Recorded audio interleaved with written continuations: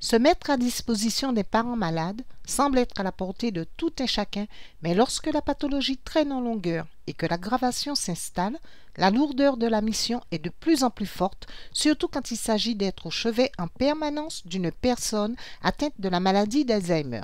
Le CCAS de la ville des Abîmes a voulu faire toucher du doigt l'importance de la tâche de l'individu qui accompagne, promu au grade d'aidant familial, qui a quelquefois un engagement au péril de sa santé, voire même au péril de sa vie. S'agissant des patients eux-mêmes, nous avons la grosse difficulté du dépistage de la maladie d'Alzheimer. Donc c'est donner les bonnes adresses et les centres qui sont agréés pour le dépistage d'une part, et d'autre part l'aidant, parce que vous le savez certainement, la prise en charge d'une personne atteinte de la maladie d'Alzheimer est très dure et très difficile pour l'aidant. Ça lui demande une disponibilité de 24 heures sur 24 avec des risques à la fois sur sa propre santé, mais également une obligation pour elle d'organiser sa vie en fonction du parent malade. Donc c'est donner à ce parent accompagnateur, à ce parent aidant comme on l'appelle, non seulement on va dire des pistes pour qu'il puisse mieux faire face, mais également à terme ce qui importe pour nous CCAS des Abîmes, c'est voir comment nous pouvons sur notre territoire recenser les parents et mettre avec ces parents en place un certain nombre d'actions pour les accompagner et les aider.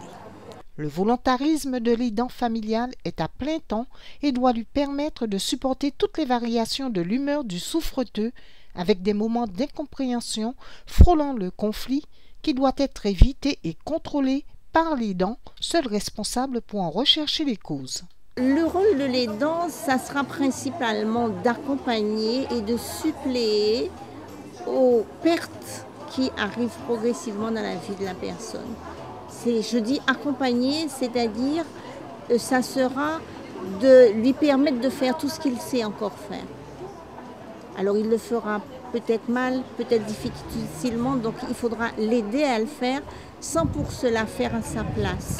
Parce que plus on le fait à sa place, moins il pourra faire. Il faut le stimuler, donc il faut lui permettre de faire quand même. Mais cela suppose qu'on puisse se mettre dans un état d'esprit qui permette, qui fasse qu'on ne s'énerve pas parce qu'il ne fait pas aussi bien que nous. Et ça suppose que l'aidant ait accepté cette maladie et accepté d'accompagner. C'est vrai que c'est une maladie de la perte, la maladie d'Alzheimer. Mais c'est une maladie de la perte des facultés intellectuelles. Par contre, les sentiments demeurent. Et lorsque les sentiments demeurent, on peut trouver de grands moments de joie avec ce malade qu'on accompagne, particulièrement quand c'est un parent.